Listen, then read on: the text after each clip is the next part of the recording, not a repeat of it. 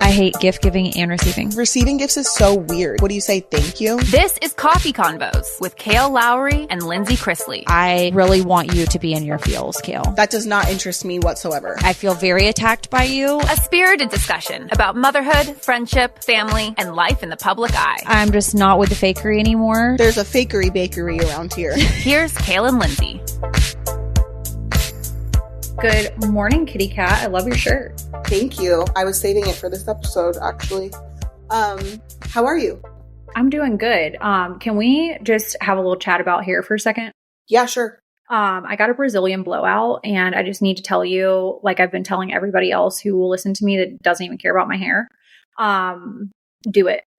What does a Brazilian blowout do? Like, is it like right now my hair is at such an awkward length that like I've been wearing it in a claw clip so often because it's either like curl it or it's at like this weird length that it's like a Robert. It's not a bob, it's a Robert, and I need to grow it out. We love a good Robert. I think it actually looks pretty cute like that. My hair is extremely frizzy and curly. And so if I get out of the shower and I decide to wash my hair, it's immediately like I need to put serums in and blow dry it, or I'm going to have to rewash it to fix it. I put so much dry shampoo in my hair last night that it looks like it's clean. But does your hair, so when you wash it, if you just let it air dry, does it air dry like what it looks like now? No. It air dries crazy. Yeah, it's not curly, although I will say like I do have some like spiral curls down here. So like maybe one day I'll have curly hair. I don't know, but it's not pleasant. Like it's not pleasant in this current moment, but at least it's not super frizzy. If I just let my hair air dry, it looks insane. Okay. Mine also looks insane. So I was like, okay, I'm going to get the Brazilian blowout. I was debating whether doing like this newer version that's like less chemicals, whatever, but supposedly it doesn't do the same thing as the Brazilian blowout. I'm pretty sure you're putting formaldehyde on your head. Don't really care.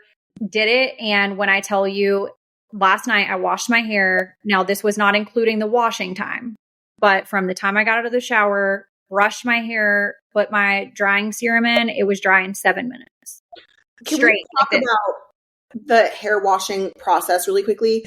I always see so much like social content or like women that I talk to, like friends that I have that are like, ugh, it's hair wash day. I like don't want to wash my hair. I don't want to wash my hair. I don't want to wash my hair. Washing my hair is not the problem. I don't care about washing my hair. The problem is I don't want to style it because it looks, I'm not great at hair to begin with. I don't want to blow dry it and then curl it or straighten it or do whatever. The washing it itself is, but I don't have extensions. I don't have blonde hair anymore, so I don't have to use purple shampoo. So like the washing process is not it for me. Like I don't care about it. I'm going to go out on a limb and say that what you're saying is also what other women are trying to get across. I don't think it's the actual washing of it. I think it's the getting out of the shower and immediately doing something with it. Okay. I just wanted to like do a temp check there because I didn't understand, unless it's the washing process for people who have extensions.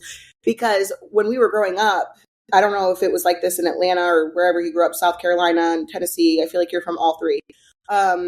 For me, nobody had extensions. I had extensions because my mom did hair and I begged her to do extensions for me. So I did have extensions for 1 or 2 years.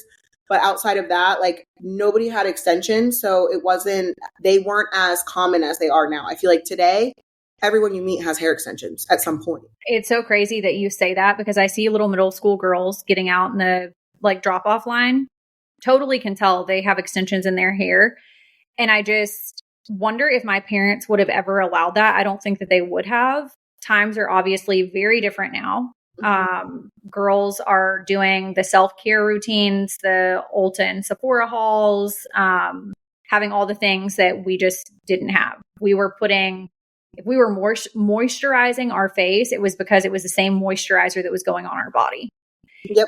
And now all the girls, actually the woman who did my Brazilian blowout, she was telling me about her daughter and how she's a freshman in high school. And of course, she gives her things that probably a lot of other girls don't have because she's a stylist and whatever, and how she has the extensions and she does a hair washing routine with her every single week. And I'm like, wow, I really wish that my mom was a hairstylist. And then I thought of you and I was like, even if my mom was a hairstylist in your situation, You didn't get any perks of that. I think the only perk I got was a bowl cut. She did go get certified for like the whatever the extensions were, the beaded ones my mom could do, and she might still do, I don't know. And then the ones that have like that wax that you like melt onto your hair. Oh yeah, the what are those things called? K-tips. Yeah, those were the two that I had. I had them in high school because I wanted crazy colors and they wouldn't stay.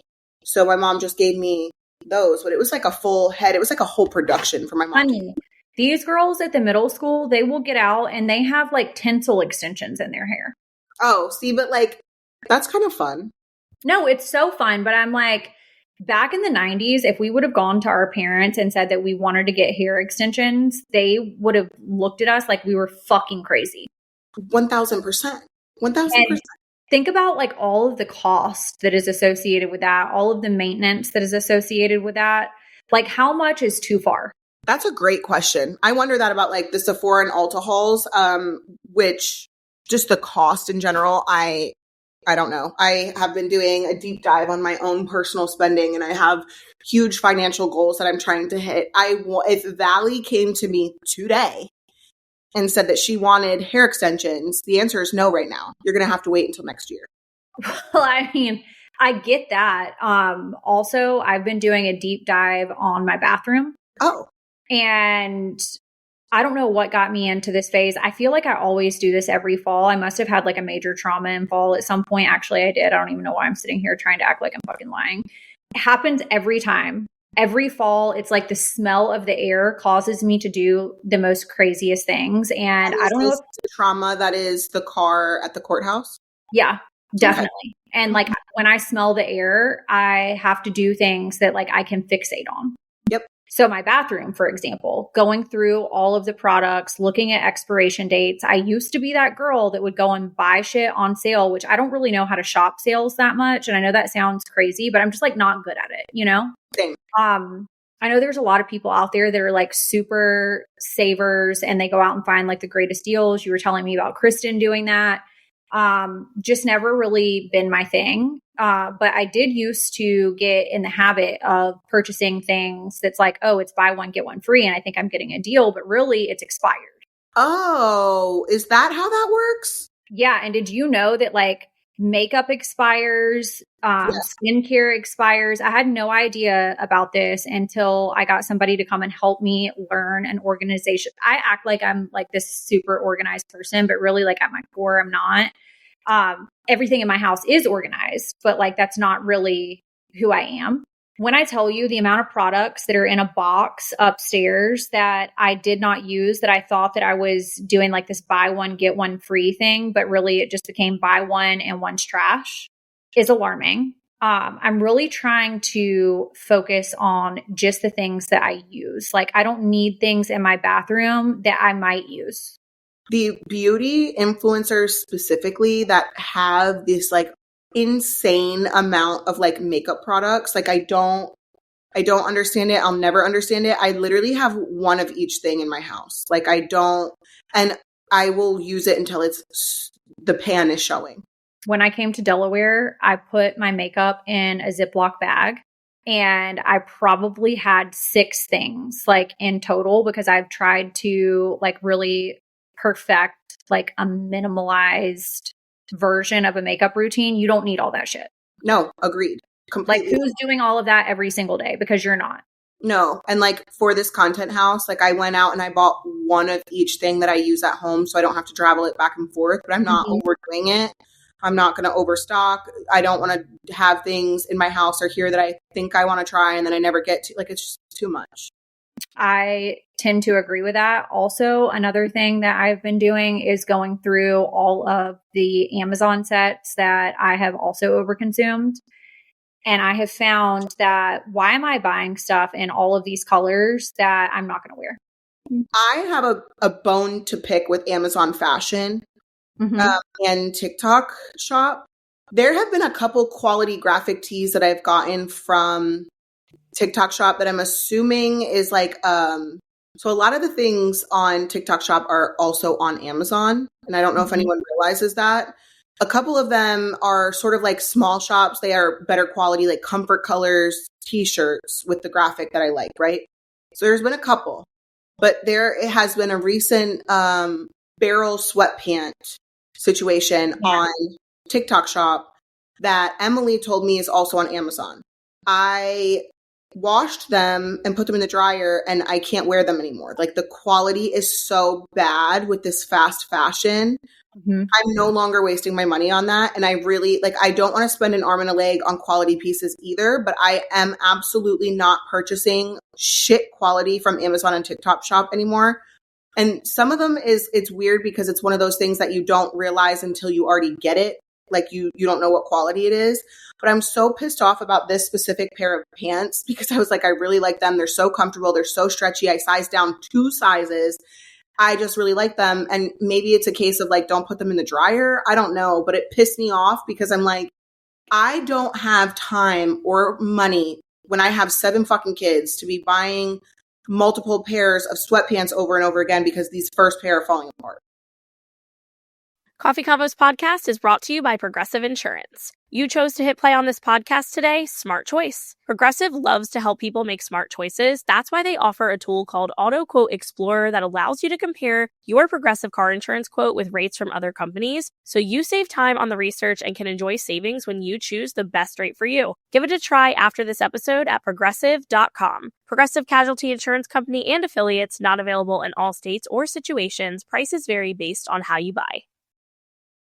I don't know about all of you, but I am already planning for the holidays and all of the get-togethers that are quickly approaching. With that being said, I'm absolutely looking at cute festive pieces from Wayfair to just spruce up my house. We are huge fans of Wayfair here at Coffee Convos Podcast. Kale, Lindsay, and myself are frequently on Wayfair and sending each other items back and forth. One of the many things about Wayfair that we all love is they help us out on a time crunch big time. The delivery is always free, it's very fast, and always hassle-free, and truly, that matters most. Now truly is the best time to get ready for the season ahead. I absolutely recommend checking Wayfair out for anything that you think you might be needing, and also, there's ideas on their website, and also they have ideas on their website that will spark some creativity for yourself because I'm always seeing new things that I want to try from Wayfair's website. Anything you could think of, from bedding and bath basics to kids' rooms, home decor, kitchen essentials for hosting the big events and bringing everybody together. Also, if you're trying to refresh your living room, they have seating, rugs, lamps and lighting, throw blankets, truly everything. It is a one-stop shop.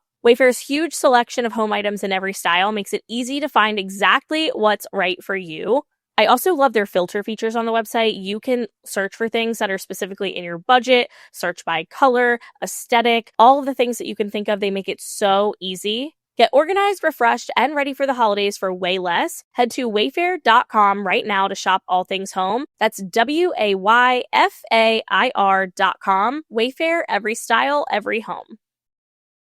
I totally get that. And let me back up. There are certain brands on Amazon that I will order from. Like, I don't know, it's like a Marroquette or something like that. I think that's like that little comfy pajama set situation that I sent you. Okay, I'm going to repurchase that in every color. And when it wears out, I'm going to repurchase it again because I've used it so many times and it just works. That brand has a plethora of other items. Probably going to order from it. Doesn't fail me. A lot of the stuff comes, and to your point, it's falling apart. You maybe get 2 wears out of it. At the point that I realized I was ordering stuff off of Amazon and I couldn't wash it at home because I knew it was going to fall apart and I'm sending it to the dry cleaner. What am I doing? No, Why and then dry cleaning Amazon clothes? Truly. And then it's like, okay, yes, I can afford this $20 pair of sweatpants off Amazon, right? And then 2 wears, again, to your point, you get 2 wears out of it. And it doesn't feel the same anymore. And now I have to go buy another situation for those 2 washes or whatever. Okay, let me back up too, because there is but how many times will you repurchase the $20 pair? That's what I was getting at. So Kristen just said in our little chat on this recording, like, how many times will you repurchase the $20 pair? That's what I was getting at. There was an outfit, and I want to say it was like, I think it was called like Scuba or Snooba. I don't know what the fuck it was called, from Spanx. It was a set. I mean, you have to buy it separately. I remember this. You used to love that. I still am to this day obsessed with the Spanx outfit. And I want to say it was like a scuba. I'll post a link somewhere because I just try to follow the bouncing ball here. Found a dupe to this Spanx outfit. Now, the Spanx outfit is absolutely not affordable. It is very pricey. I want to say it's like 60 for the top, 60 for the bottom, or 70 for the top, 70 for the bottom. I don't know. Somewhere along those lines, right? Found a dupe on Amazon. The first dupe, I was like, okay, this is really comparable. Like, I love it. Washed it once or twice. The inside now doesn't feel the same. Repurchased. The fit is completely different than the first time. And it's the same company, the same like knockoff company or the same dupe company. I don't know what the fuck happened. So now I am like, I do really want to buy the Spanx one because I had the black one, but I think I spilled bleach on it or something happened to it that I no longer have the Spanx one. I'm like, I just need to buy the quality pieces and try to like just keep them in good shape and good condition, because my other thing is like when I do buy quality pieces, and like maybe this is the whole fucking point, when I buy a quality piece in something, whether it's a designer item or good quality like Spanx or Uggs, when I tell you that I wear this shit down to the ground, to the point that I have to replace it. But then I'm like, okay, but then I feel like I didn't take care of the item and now I have to repurchase it anyway because I wore it down to the ground. And then I'm kicking it's so hard. I am definitely a purchaser. Like, I will spend more money on stuff that I know that I'm wearing all throughout the week. So certain leggings, I've gone back and forth on this Lululemon thing. It's like, why am I paying that much for leggings? But when I find myself grabbing the same pair and I'm wearing them, like I will wear them, wash them, wear them again. Yep. I will spend on something like that because I know it's going to get worn to the fucking ground. Don't care. Yep. Why am I spending $36 on an outfit that I'm probably going to wear one time from Amazon because it's so specific that like, I don't want to be seen in that again? Are you kind of like that where it's... Wait, that's so funny that you say that, because I bought off TikTok shop, I bought two Halloween shirts for Salem. Okay, for Salem, Massachusetts when we went in September. And I bought a ton of souvenirs. And I was like, Becky, like you drove, like if I can't fit everything in my suitcase, do you mind taking stuff home to you? And the next time I see you, you'll just give it to me. And she was like, Kale, you are never going to wear those Halloween shirts ever again. Leave them. She was like, literally leave them. I didn't leave them because I bought them. And I'm like, no, because now I have to prove to myself that I will wear them for the rest of the month of October because one, they're Halloween, and two, I bought them.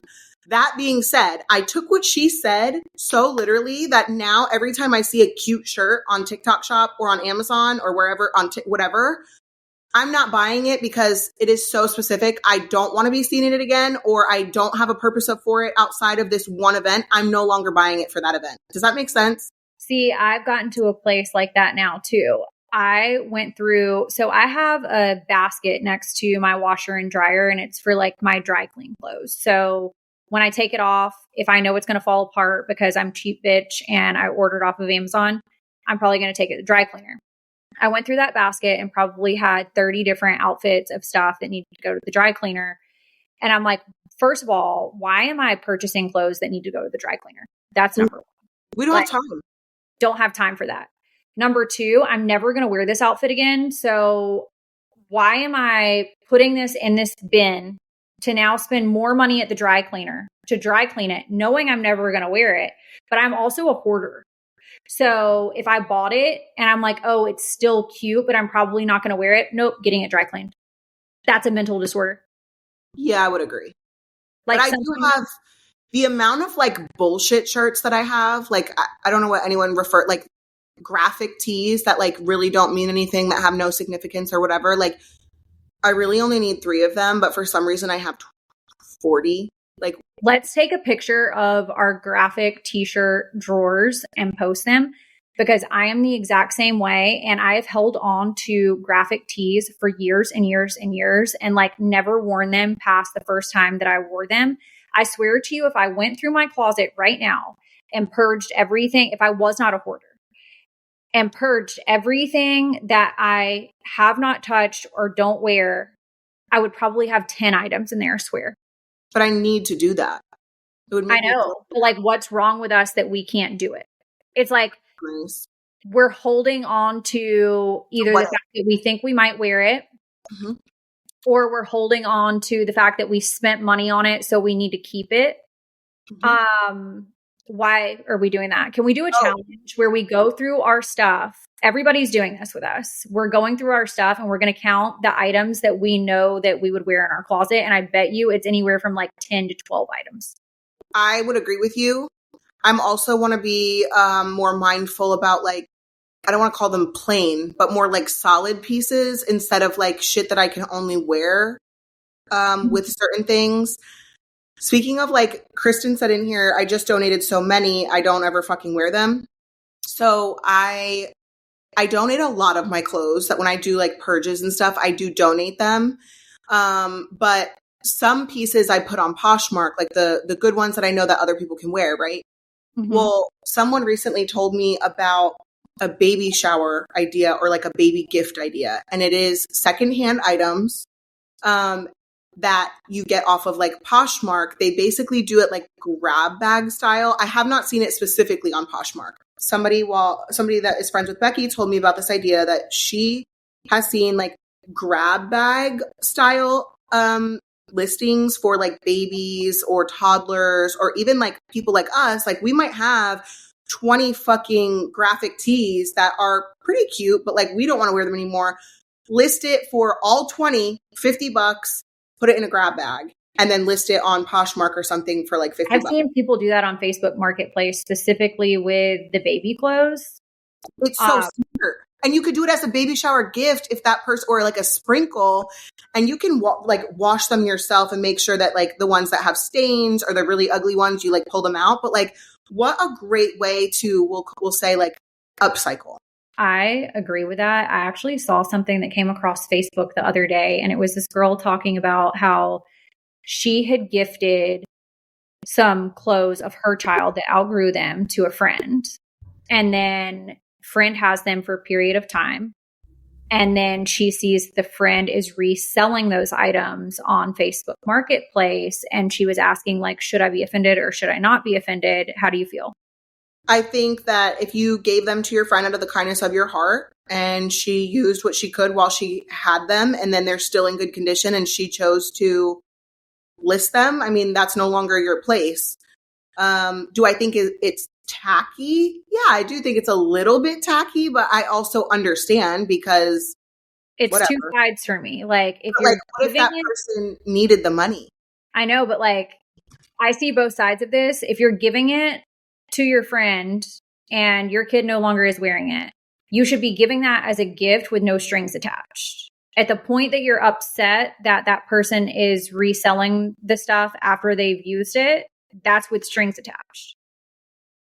I don't know about all of you, but it is starting to feel like fall where I live. So I'm out here bringing out my soft blankets, my throw pillows, changing everything up to get cozy for fall and winter. And that includes making some changes to my makeup routine as well. I love to play with warmer tones for fall and winter with my makeup. So if you're doing anything from a simple just get out the door routine to any festive fall glam, I cannot recommend Thrive Causemetics enough. It is your go-to for completing any fall look. Every product is 100% vegan, cruelty-free, and made with clean, skin-loving ingredients that work with your skin, not against it, which we love. Kale has talked for years about the Liquid Lash Extensions mascara from Thrive Causemetics. She gets asked all the time how her lashes look amazing. This is exactly how. This is their vegan tubing mascara with over 40,000 5-star reviews. It comes in 6 shades. They last all day long. No clumping, no smudging, no flaking. Makes your lashes look extra long by wrapping around each lash from root to tip. It's also super easy to remove. Slides right off with warm water without yanking out your natural lashes. And it also has nourishing ingredients that support longer, stronger, and healthier looking lashes over time. I am a huge fan of the Brilliant Eye Brightener personally. This is their waterproof eyeshadow highlighter stick that's made to brighten and open your eyes. Gives you a radiant eye look for truly any fall occasion. I apply it to the inner corner of my eye so that it helps me look more rested and effortless, even if that is not the case. Their foolproof formula makes it extremely easy to apply and blend any of the 32 shades. There's truly a shade for everyone. So complete your fall look. Go to thrivecosmetics.com/coffee for an exclusive offer of 20% off your first order. That's Thrive Cosmetics, CAUSEMETICS.com/coffee.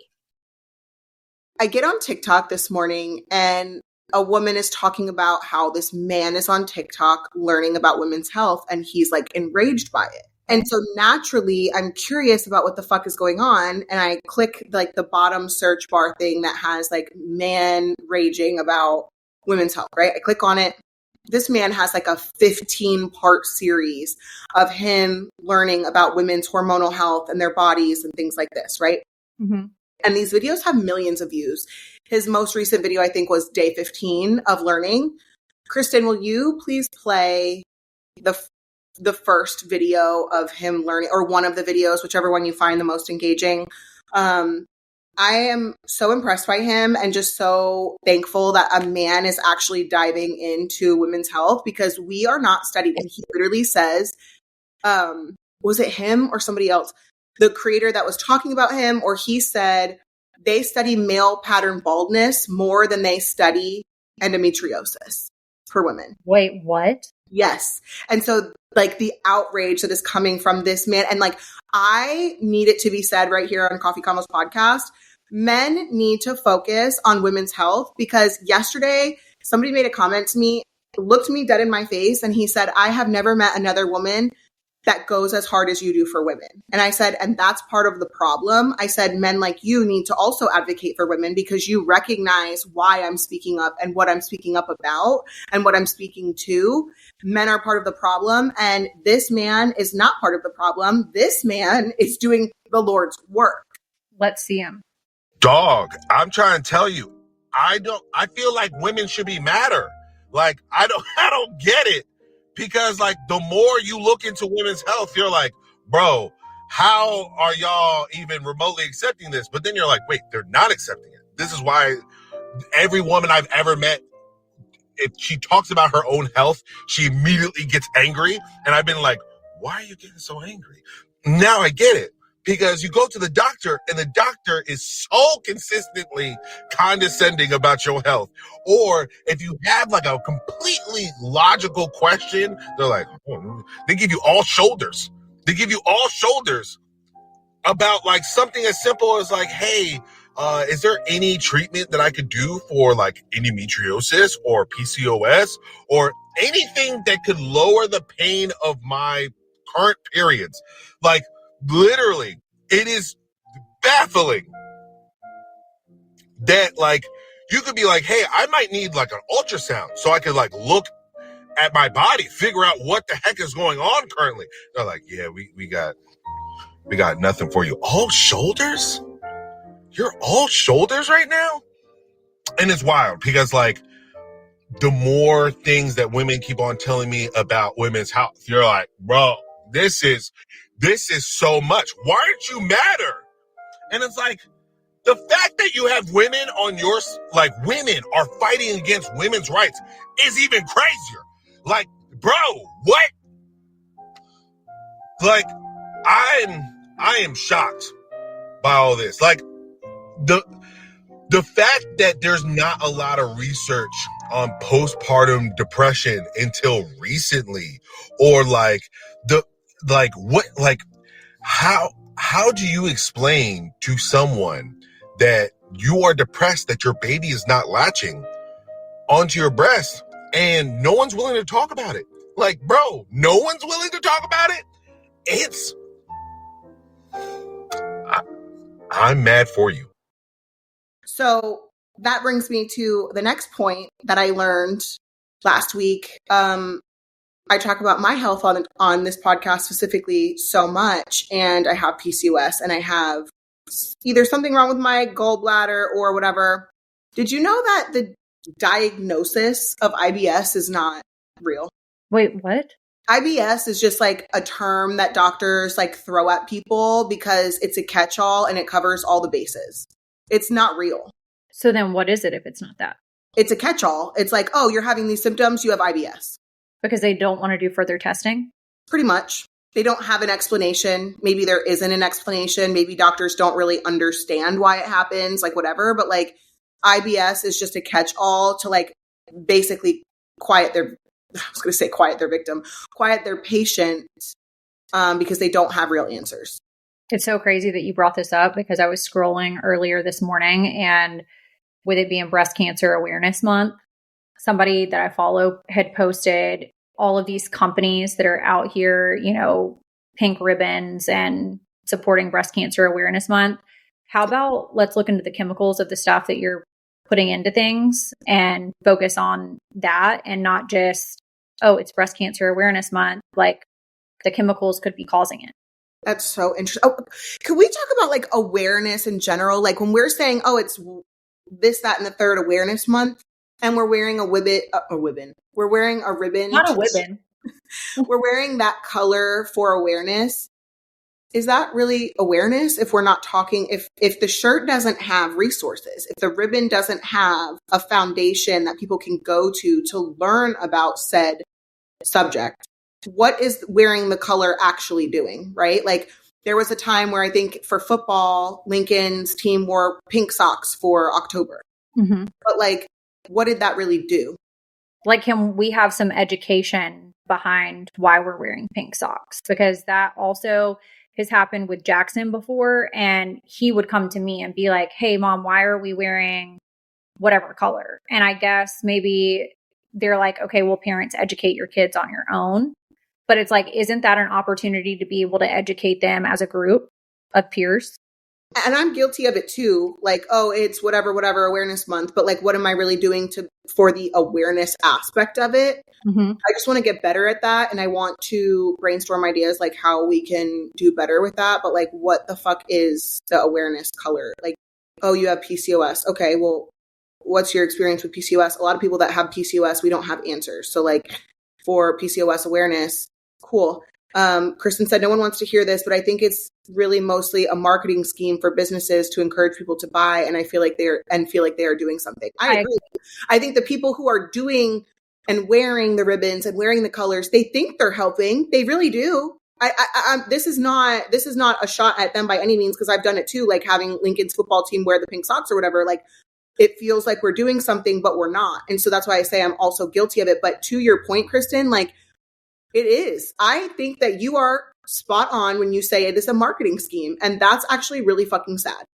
And a lot of companies, I feel like they kind of follow in suit with what other companies are doing. So they would be an outlier if they're not participating. So it's kind of like, how can we implement this awareness, but also make more money off of said awareness? Maybe a portion of the proceeds, like whatever the extra profit is getting donated. Like maybe that's like what it is. But I think a lot of the times, like I have gone back and forth with Kristen, like, do I post my donations to things so that people don't put me into this category? But yeah, I think to Kristen's point, she said people who won't purchase something regularly are incentivized to buy to quote unquote support. But the portion is so small that it's almost like not even worth it. I kind of am like, if I want to support that, then I need to go directly to whatever foundation it is to support, knowing they're getting 100% of the proceeds versus buying something. It could be something as small as certain socks, the Pilates studio, any portion of those sales is going towards whatever. Or if I'm going to spend that amount of money, I can just donate it to that cause directly. When we did years ago the rare disease awareness for Leah's daughter, Mm-hmm. I mean, we donated thousands, and we're a small business. It should be more like that if we're going to do it. It was like, okay, buy a t-shirt, but the portion was large. I mean, for a small business, it was large, I should say. But anyways, most places are not like that. I have to tell you something absolutely insane. I saw this on People magazine, and I need to know how you feel about it. A man was arrested for excessively kissing and fondling partner during a flight, and he received a sentence. It says that he was a New Zealand man sentenced after being arrested for excessively kissing and fondling partner while on flight. On September 29th, this 30-year-old man appeared in court, and he was sentenced to 6 months of community detention and 12 months of intensive supervision. How do you feel about this? So it says he was on a domestic flight alongside 48 other passengers and 2 flight attendants. He was repeatedly asked to stop intense public displays of affection, which flight attendants said were making others uncomfortable. After being asked to stop once, he placed his hand inside of her bra. The couple reportedly pretended to be asleep when they were approached by the flight attendant. They were arrested and both admitted to the charges. Why? Why are we doing this on a plane? I don't know. And this goes back to conversations that you and I have had before about like our kids being exposed to stuff or not being exposed to stuff, or maybe just like our lifestyles are different, but we're, on this transportation with people who have choice to be able to have whatever lifestyle that they want to have. If I saw a man putting his hand in a woman's bra and my child was on that flight, I would raise mortal hell. It just feels, whether there are kids or not, it just feels so wildly inappropriate that I'm like, why are we doing that on a plane? Why are you putting yourself in a position to be asked to stop something like that? Like, you couldn't wait to keep your hands off each other until y'all got to a room? Well, and then I'm like, okay, were these people drinking and like intoxicated and then doing this? Because I don't feel like this is a normal thing for people not in an intoxicated state would be doing. An adult? Are they teens or are they adults? Kristen said, but like, what the fuck is a titty grab gonna do? Like, these are full grown adults, like 30 years old. I'm grossed out, actually. Like, if they want people to watch them, they should just do porn. Like, there's so many options, like OnlyFans, which, by the way, how's your Feet Finders thing going? Nobody wants to, they all want to meet up to rub my feet, and that's not an option, So you haven't made any money? No. Someone wanted to buy my sweaty gym socks, but it's not going too great. They're like, hey, what area are you in? Can I come rub your feet? And it's like, no. So I should not do that. Faking sleep is crazy. No, like, so what? He fell asleep with his hand in her bra and like is acting like everything's wrong. Like at the point that you are on a plane and you are fondling each other and groping each other, and like, stay home and put your porn on Pornhub, because you will make money doing it. You won't get arrested. And I don't understand. Like, I don't mind like a little kiss, hug, butt grab as a PDA situation.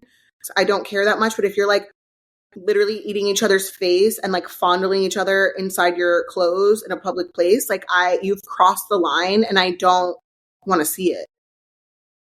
I am so excited that the weather is finally getting cooler, and cooler days call for layers that last. Quince is my go-to for quality essentials that feel cozy, look refined, and won't blow your budget. The girls were just talking on this episode about buying quality pieces that will last you such a long time, and Quince is truly where it's at. Think $50 Mongolian cashmere, premium denim that fits like a dream, and luxe outerwear you'll wear year after year. These are the pieces that'll turn into your fall uniform. I know Kale is eyeing up their wool coats. They look designer level but cost a fraction of the price, and the quality honestly just as good, if not better. Because Quince partners directly with top tier ethical factories and cuts out the middlemen, they deliver luxury quality pieces at half the price of similar brands, which fits into everybody's budget very nicely. It's the kind of wardrobe upgrade that feels smart, stylish, and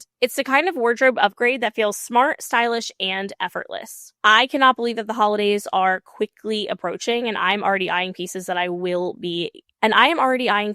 people will be getting under the tree from me this year. Specifically, everyone's getting new slippers. You guys have heard me talk about Quince slippers. It is a go-to gift for me, and they are so comfortable, and I'm not skipping myself this year. I'm getting a pair as well. Quince also has much more than just things to stock your closet. They have so much that you need for your kitchen, around the house, everything you can think of. I highly recommend checking them out. Find your fall staples at Quince. Go to quince.com/coffee for free shipping on your order. Find your fall staples at Quince. Go to quince.com/coffee for free shipping on your order and 365-day returns. Now available in Canada too. That's QUINCE.com/coffee to get free shipping and 365-day returns. Quince.com/coffee.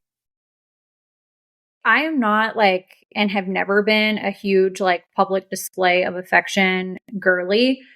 I mean, maybe like a kiss, but there's never going to be like a full blown makeout somebody's going to see me in public doing. No, absolutely the fuck not. And so I just generally don't agree with the excessive public display of affection.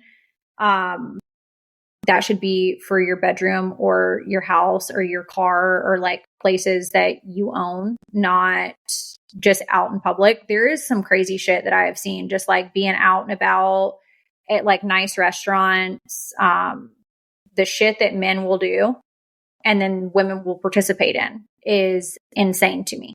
I have seen somebody at a bar, I am not even kidding, with a man sticking his finger in the shorts of a woman. Why? I don't know. Again, because I saw this at a bar and that's the reference that I have to like relate this to. I'm like, is it because alcohol is involved or like, can you not finger somewhere else? But like, if you would not pick your nose in this public setting, do not fondle your partner's genitals either in that same public setting. Like if you would be embarrassed to be caught on camera digging for gold out of your nose, also don't touch my private parts in that area. How do we feel about couples that go to public bathrooms and fuck? I've never personally experienced it or seen it or done it. So I don't know, but I read about it in books. Like a lot of the books that I have is like, oh, we went into the bathroom or whatever, specifically the Addicted series, if anyone's interested in that. And Haunting Adeline, also it was in there. I don't know how I feel about that. I think I care less about it.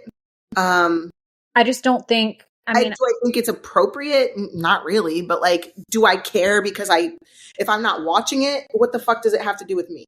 I think it's like people who fantasize about doing stuff like that. Like you have like the Mile High Club or whatever it's called. Like, I don't know anybody who would want to fantasize about fucking in a plane on a or in a bathroom on a plane. I think that's one of the most disgusting places that you could possibly be. I avoid the bathroom on a plane at all costs. Also, two grown adults going into a bathroom in a public place, it's got to be a fantasy because why don't you just go the fuck home? I agree. You know what I mean? But I've been on a lot of planes in my lifetime and I have never seen an opportunity to go into the bathroom without being caught with like, I've traveled with my boyfriends, my ex-husband, whatever. Like, there has never been a time where I'm like, oh, we could go into the bathroom and fuck really quick. Like, there has never been, that's not something I want to do, but also it's like, there's never been an opportunity without getting, like the flight attendants, they're in the back, they're in the front. There's people going to see you get up immediately after someone else gets up to go to the bathroom. Like, we're too old. That's why I'm saying it's got to be like a fetish or a fantasy or something, because the devious behavior to get to the point to be able to do it, it's got to be like a thrill seeking or something. Maybe. I think you might be right. Never would I go into one of my favorite restaurants where I don't really go out to eat that much anymore. I don't know if I told you that, but like pretty much strictly eat all meals at home at this point. I could never imagine going to the restaurant that I like to go and get a little glass of champagne, maybe like on a college football Saturday and have some oysters and then be like, hey, let's also go to the bathroom and fuck really quick. Like, that's just not, I need to go home. If I'm doing all of that, then just take the party to the house. Honestly, like if I'm feeling horny, let's go the fuck home. Wait, I have to ask you, I was having this conversation with somebody not too long ago, and I don't want to say like how long ago it was because it would give it away. But when you started dating somebody and you felt like it was like hot and heavy, what was the first thing that y'all did? Like, was it a date and then you like took it back to the house and then did you immediately have sex, or was it like something else? Which particular person are we talking about here? I mean, it could be anybody. Just give me like one example of a situation. If I talk about Elijah, we were going out for Bone's birthday, and then we were going to fuck when we got home. Like it was an immediate fuck? Yeah. Okay. I love that for you. Mine was not like that. I have a situation that was also not like that, like would not fuck on the first night kind of deal. Okay, so... Wait a second. Was that the night she shit on the bench? It was. it was that night. I will never forget the shitting on the bench in a new house. My kids still talk about it. They just talked about it last night. They were like, remember when Bone pooped in the mudroom? I'm dead. Okay, so I was dating somebody one time, and then like we weren't dating, and then we like dated again. But I went to this nice restaurant with this person, and it was just kind of like get to know each other, blah, blah, blah. Walked me to my car, gave a hug, went on my merry way. Then it was like a couple days later, go on a date, come back to the house, and this person immediately thinks that we're going to be fucking. And I'm like, that is not happening. Like, I am not that girly. I'm like in this phase of like, get to know you. And I don't really feel like my vagina needs to get to know your dick right now. Well, if you feel like really hot and heavy like that for someone right away, that's not going to go away. So like you can still take your time and sort of fight the urge a little bit. And that sexual chemistry or that sexual desire will be there in a week or 2 or 3. Okay. So did I tell you that when I bought this house, I had a rule, like, I'm not having sex with anybody at this house unless I know they're here to stay? I don't know if you told me that or not. Yeah, like I'm so weird about the energy of the situation that when I started dating one person after I moved into this house, I was like, well, yeah, like it's getting to the point where we probably should do that and check out like if it's going to work out or not. But we're just not doing it here. Okay, fair. But do you feel like sexual energy can be trapped in a house? I don't know if it can be trapped in a house. I think it can be trapped in a situation. Like let me give you an example. Okay, let's say you dated somebody and you had sex at that house and like you had memories, like all the things. And then all of a sudden, like you're not dating that person. Do you feel like you need to have like a cleansing? Of sorts, yeah. Yeah, like I'm not going to go buy a new mattress. I am. No, I know you are. I'm not going to go buy a new mattress. But yes, I do feel like the space needs to be cleansed a little. Yes. I don't know. I just feel like if I was laying on a mattress with one person, that person should not have to be subjected to the other person that I was laying on that mattress with. I'm like really weird about that. So I'm scrolling on TikTok, which I don't do as much as I used to. And I come across a TikTok of this woman who's saying she had to kick out her best friend, maid of honor, I think it was, or bridesmaid, over $15. And the summary of this... $15?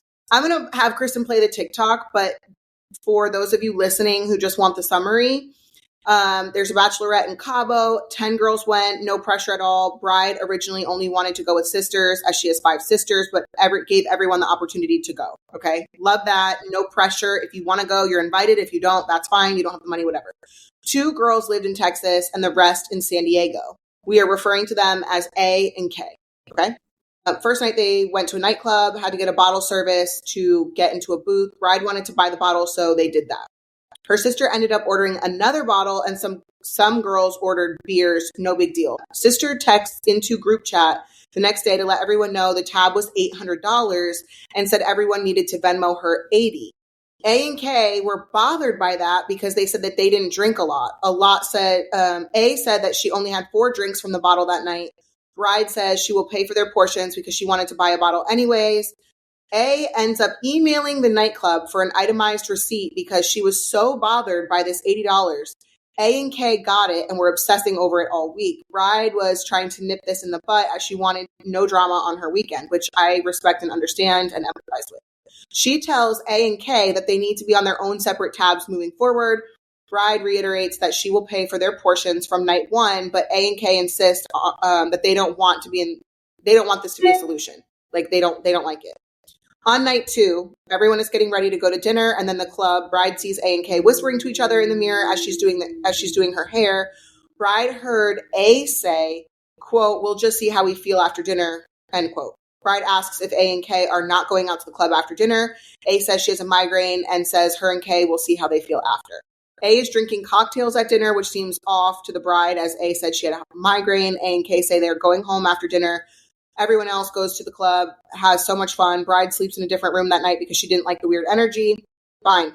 Third morning, Bride gets a text from A asking if Bride could come to the room to have a talk. A and K sit her down, tell the bride she's a problem. She's making them feel cheap because she offered to pay for them, and now they feel uncomfortable in front of the bride's sisters and other friends because she's making them out to be cheap people because of the tab incident.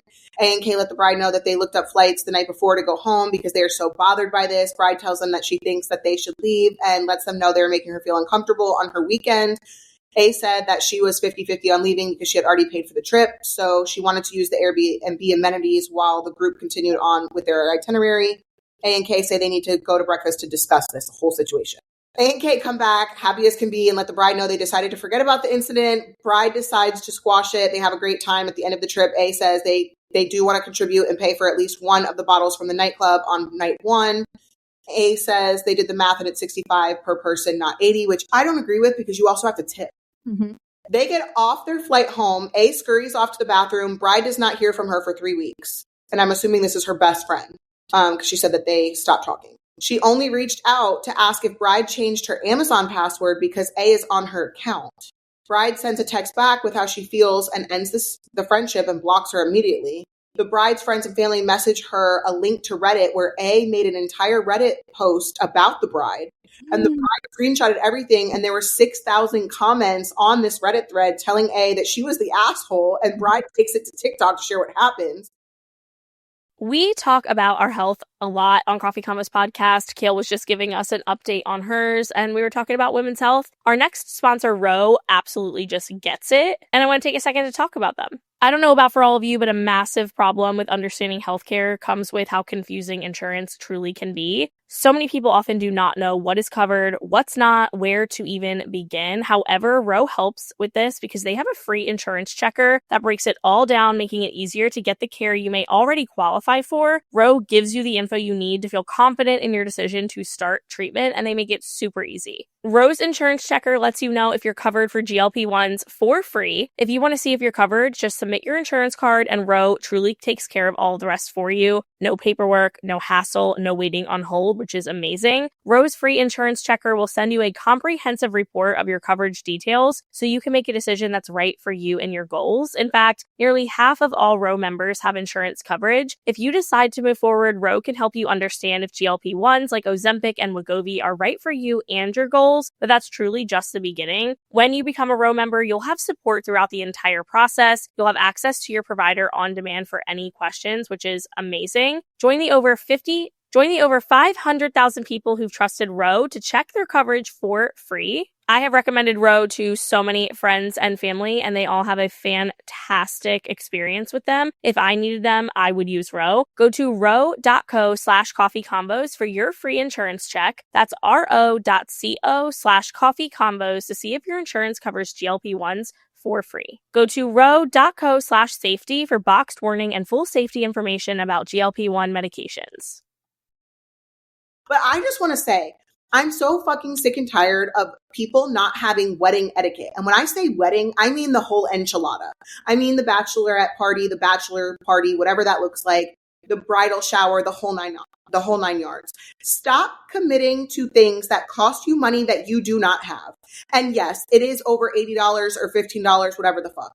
If you did not have a $100 cushion to pay for this situation, why are you even going to Cabo to begin with? Or you needed to address before you went to the club or when you were at the club, hey, I want to get a bottle. It's $800. Is everybody comfortable with $80? Is everybody comfortable with $65? Is everybody comfortable?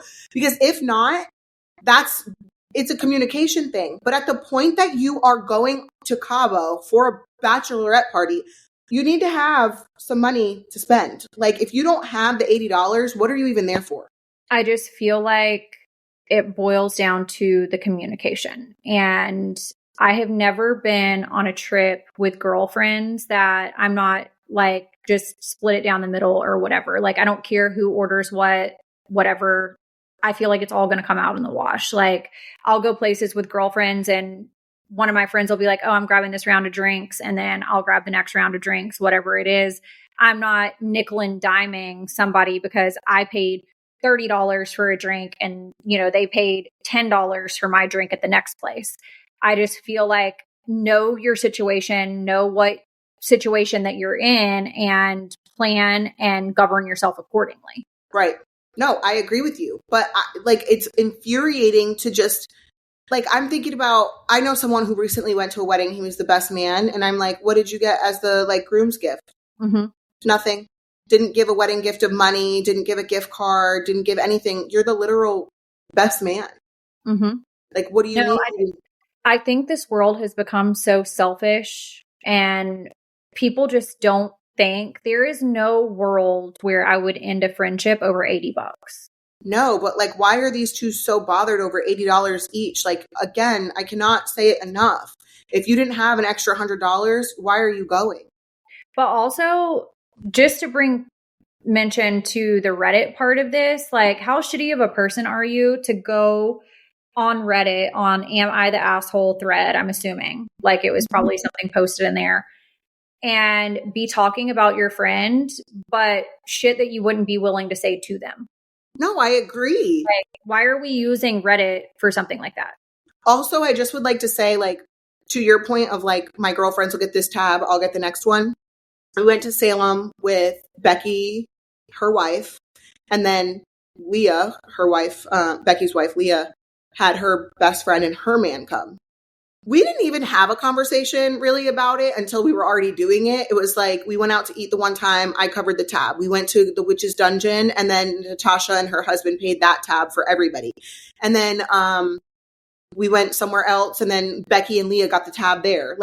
No, it's not even. It's not, but to me, it doesn't, I'm not nickel and diming. And I understand that not everybody is in that situation and that position to not nickel and dime, but make it clear from the jump. Hey, I would love to cover this. I just don't have the funds this time. I have to pay for my portion of this because I can't afford to do it. So I have to do separate tabs this time. If you're communicating that clearly and not in a condescending or defensive way, it's never going to be a problem. But if you're waiting until after all is said and done to have a complaint about it, that's a huge deal. But it all boils down to communication because there's never been a time. I mean, I've been on trips with girlfriends and stuff, and it's always said there's always a group chat for the trip. And it's okay, the room's being split or the condo's being split this amount of ways. It's all known. There'll be certain times that I've gone out with certain friends and it's everybody does separate tabs. Certain friends that I go with, it's you got this one, I get the next one. Know your friendship also. Yep, I agree. And there are certain friends you can't do that with, and that's okay. That's okay. I'm just not friends with those people. Okay, so we have a listener topic, and I want to know how you feel about this with having as many children as you have. This person says that they're only posting anonymously because they know people in the group, and absolutely love that. This person says they feel so dumb asking this question, but my child is in the first grade going on her first field trip. While I can't chaperone because of little brother, would it be wrong to show up and hang out? And is that allowed? This is my kiddo's first time going on one. Please share. I'm just going to say I completely understand the fear of it being your child's first field trip, going off campus, being on a school bus, doing that. But I very much think it takes away from the experience of the kid. That child being in first grade, all of their peers are in first grade. So I think bringing a younger sibling just might not be the move. Agreed. I also agree with that. I don't have anything else to add to that. Even though you have so many, you would just be no, I'm just going to have to forego. How do you do that as a parent with so many kids? I don't like chaperoning. You don't want to be responsible for more than what you gave birth to. Yeah. I don't want to be a chaperone. See, I always sign up to be a chaperone. Jackson's going on a field trip soon, and I didn't sign up to be a chaperone for it. Kind of makes me scared, but he's allowed to bring a cell phone on the trip, and I also have him on my iPhone. So I am an approved chaperone. I was cleared. I've been a chaperone before. I went on one when Lincoln was in kindergarten. And I did fill out the paperwork. If they needed me, I would do it. But I already have a really complicated work schedule, and I need to be available to I have to be able to leave my office by 2:30 every single day, no matter what. And some days when I have, we'll call them the triplets, my workday has to be done at 11:30 essentially, because by the time I go to pick them up at 12 and then I come back to the office, I got to leave by 2:30 again to go get the kid. Like my work schedule is the field trips that I do every single day with kids sports and drama and tutoring, I don't need to be on those school field trips. No, I completely get it. I remember Jackson had a field trip. I think it was in kindergarten or first grade, and it was to the pumpkin patch. And there were a couple of moms that had brought younger siblings. And I feel like it completely took away from the experience for the other kids, because those kids were running around causing disturbance, stuff like that. So for those reasons, I would just say you're going to have to sit out on it. No, and like if I go to be a chaperone, like for example, when I went on that one with Lincoln when he was in kindergarten, like I needed that time with him at that time, right? Like I wanted to spend that time with him. And I don't know, like it just, if I was to go on a field trip now with Lincoln or Lux or Creed, like bringing a sibling would take away from that like sort of undivided, it's divided, but it's sort of undivided as well. Yep. I wouldn't want to bring a sibling. And I get it. Like those are the options. Like I can go be a chaperone and do this with you, but I have to bring your sibling. I get it. But like, I don't agree or align necessarily. I agree. And on that note, we have foul play. When I was 7 months pregnant, I hit the absolute peak of my sex drive. I could not get enough of it with my husband. He had a nice buzz, so I thought we would be able to go rounds. I hopped on and enjoyed round one. I asked him if he could go for round two if I offered backdoor. This is what I'm saying. Like I thought men loved backdoor. Apparently they don't. He was all for it. Well, I hurry up and apply the anal ease and go to town to start getting him up and going. In the heat of trying and failing, I forgot which hand I used to prep myself, and I managed to get some on my mouth and his pecker. Yeah. Wait, so there's a cream that you could, there is an anal. Oh, wait a minute. In the heat of trying and failing, I forgot which hand I used to prep myself, and I managed to get some on my mouth and his pecker. So I went to bed with a numb mouth and a numb asshole, praying to God I didn't shit the bed. Wait a minute. I didn't know that was a thing. I didn't know numbing cream for your asshole was a thing. Where do we get that? Well, here's the thing. And like, I'm not judging. Like, whatever anyone wants to do with their life and their sex life is like their and business. Their asshole. Specifically, if I have to use numbing cream for my asshole, I don't want to do it. I'm just like, isn't that a sign that we're not numb down there? Isn't his penis going to be numb no matter what if it's in your asshole? That's what I'm thinking. Unless you use the anal ease and then like wipe it off once it's numb. You know what I'm saying? But like, I'm thinking if we're using anal ease, that has to go inside your asshole as well. No, but I'm thinking like maybe you just like rub it around your asshole. But it hurts inside your asshole as well. No, I know that. So like you're only putting it on the like the ring of your ass. That's not really that hurts. That's not inside the asshole, like that part of the movement. No. There's only one person that I feel like you could have anal with that you have been with that wouldn't hurt. Correct. But also my butt cheeks go so deep, I don't even think he'd make it in. Oh my God. And on that note, thank you guys for always supporting our show. Please subscribe and review on the Apple Podcast app, follow and rate on Spotify, or listen wherever you get your pods. For our latest merch, visit coffeecombospodcast.com to shop. Full video episodes are available on Kale's Patreon at patreon.com/Kale Lowry. Don't forget to follow us on Instagram and join our Facebook group to connect with us and our community. We hope that you guys have a fantastic week, and we'll talk to you soon. See ya.